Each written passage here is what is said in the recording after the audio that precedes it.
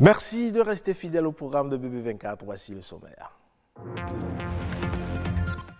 Le nouveau bureau de l'Union des professionnels des médias du Bénin est entré officiellement en fonction. Il s'est donné pour mission de former et de spécialiser les journalistes. C'est un problème cardiovasculaire fréquent. L'hypertension artérielle est un problème majeur de santé, mais on peut la traiter et même l'éviter.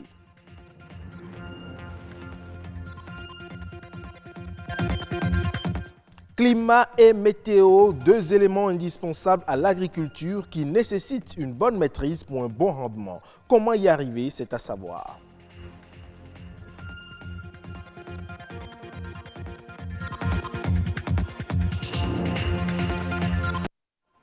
À nouveau, bonsoir. La 6e mandature de l'Union des professionnels des médias du Bénin, UPMB, a été officiellement installée dans ses nouvelles fonctions. Composé de 15 membres, le nouveau bureau est appelé à défendre et à œuvrer pour la formation des journalistes. Une nouvelle ère qui s'annonce ainsi pour la professionnalisation et la spécialisation de la presse béninoise. Ogias Niagri pour les détails. Travailler à la formation et la spécialisation des professionnels des médias du Bénin, c'est l'essentiel de la feuille de route des 15 nouveaux membres du bureau exécutif comptant pour la 6e mandature de l'Union des professionnels des médias du Bénin, UPMB. Au cours de cette mandature, et comme annoncé, nous allons travailler à la formation, à la spécialisation, à répondre aux attentes de tous les acteurs des médias du Bénin. La présidente, en évoquant tout à l'heure les chantiers phares, a évoqué le chantier de la formation et de la spécialisation. Je crois que la presse béninoise aujourd'hui est à la croisée des chemins. Ce n'est plus la formation qui nous manque, ce n'est plus les écoles qui manquent au Bénin pour former les journalistes, mais quand on a formé les journalistes, quand on a formé les étudiants au b.a.-ba de la presse, à un niveau supérieur, il faut aller vers la spécialisation. Le ton est ainsi donné pour les 3 prochaines années et la nouvelle équipe dirigeante de la première des fêtières des médias du Bénin entend marquer de ses empreintes son passage à la tête de celle-ci. Dans le but de réussir ce pari, l'accompagnement de tous les acteurs de l'univers médiatique est souhaité par le nouveau bureau exécutif. Je revendique mon appartenance à cette corporation dont je suis fière et je voudrais inviter chacun d'entre vous à nous accompagner dans cette mission. Mais nous avons encore du chemin, reconnaissons-le, et c'est ensemble que nous allons y arriver. Engageons-nous donc pour notre union avec des réformes indispensables pour davantage impacter et servir tous les professionnels des médias du Bénin. Un nouveau vent s'apprête donc à souffler sur l'Union des professionnels des médias du Bénin, qui pour la première fois est dirigée par une femme après 15 années d'existence. On parle à présent de l'hypertension artérielle. C'est une pathologie qui se manifeste par une forte pression du sang sur la paroi des artères. Elle implique des troubles cardiaques et vasculaires. De nos jours, elle sévit et coûte même la vie à plusieurs personnes. Mais la maladie peut être évitée, traitée, voire même évitée, j'allais dire. Plus de précision avec Baudelaire Cantier et Louis Koudobo. L'hypertension artérielle est une maladie silencieuse et dangereuse. Une personne adulte sur 3 en souffre dans le monde, selon l'Organisation mondiale de la santé. L'hypertension artérielle, un mal dont les causes sont multiples. Il y a dans un petit pourcentage des cas, 5 à 10% des cas, des causes précises, identifiables et curables, souvent des malformations ou des dysfonctionnements d'un organe précis. Certaines maladies des reins peuvent donner spécifiquement une pression artérielle, mais dans la grande majorité des cas, l'hypertension artérielle relève de mécanismes complexes, divers, enchevêtrés. C'est le cas de l'hypertension artérielle essentielle de l'adulte. Les facteurs de risque, vous avez l'obésité. Donc vous avez l'absence d'exercice physique. Il y a l'alimentation. Quand l'alimentation est trop riche en sel, trop riche en lipides, donc l'alimentation riche en cholestérol. Donc la personne peut faire facilement et très vite l'hypertension artérielle. Pour éviter d'être hypertendu, des comportements sains sont à adopter au quotidien. Il y a des choses dont la consommation est, disons, encouragée, les fruits et légumes. Parce qu'il y a des substances dans les fruits et légumes qui peuvent améliorer le fonctionnement des vaisseaux et du cœur et prévenir la survenue d'une hypertension artérielle. En dehors des questions alimentaires, il y a l'entraînement physique qui favorise la normalisation de la pression artérielle. Marcher, nager et faire globalement beaucoup d'exercices physiques. Globalement, si on peut faire 30 à 45 minutes tous les jours, c'est bon. C'est pour ça qu'on recommande à tout le monde de faire prendre sa tension artérielle au moins une fois par an, même si tout va très bien.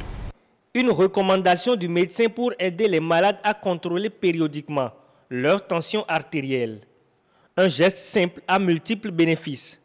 Si et seulement si chaque individu respecte les traitements non médicamenteux. Le traitement non médicamenteux consistera à limiter, par exemple, les substances qui vont élever la pression artérielle, comme le sel alimentaire, comme le café, les excitants divers. Limiter ces substances-là qui font partie de l'alimentation. Et puis il y a des substances qu'il faut interrompre parce qu'elles ne font pas partie des besoins. Par exemple, fumer la cigarette. L'hypertension artérielle est une pathologie qui peut se manifester chez tout homme du fait de certains facteurs comportementaux.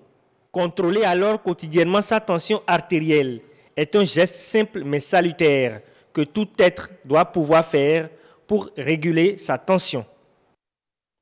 Le climat et la météo, deux éléments indispensables à l'agriculture dont la maîtrise est nécessaire pour tout producteur à la quête d'un bon rendement. Cela lui permet de choisir les semences en conséquence et de savoir quand et comment répandre l'engrais. Suivons les explications de cet agrométéorologue.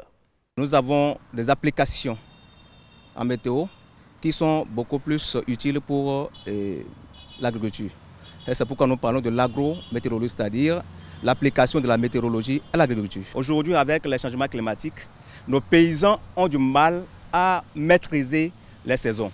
Alors la météo vient en appui à ces paysans-là afin de pouvoir mettre à la disposition des paysans les informations agricoles nécessaires pour la maîtrise. Et le but final, c'est de pouvoir accroître le rendement à l'hectare de leur production. En cas de sécheresse, déjà, comme nous faisons la prévision saisonnière, nous mettons à la disposition de nos paysans les informations en début de saison. D'accord? C'est-à-dire le comportement de la saison au cours de l'année. Est-ce que nous aurons des séquences sèches, c'est-à-dire nous aurons des poches de sécheresse? Alors, si on devrait y avoir les poches de sécheresse, seront-elles longues ou bien courtes? Maintenant, si elles sont longues, quelles sont les variétés qu'il faut choisir? C'est là où c'est important ça. Donc, nous conseillons aux paysans de faire le choix des variétés qui résistent mieux à la sécheresse. Ça, c'est un. En dehors de cela, lorsque la saison démarre, nous on calcule ce qu'on appelle l'ETP, c'est-à-dire l'évapotranspiration potentielle, qui vous permet, c'est des termes techniques, qui permet de pouvoir évaluer la quantité d'eau qui est disponible pour que la plante puisse exploiter.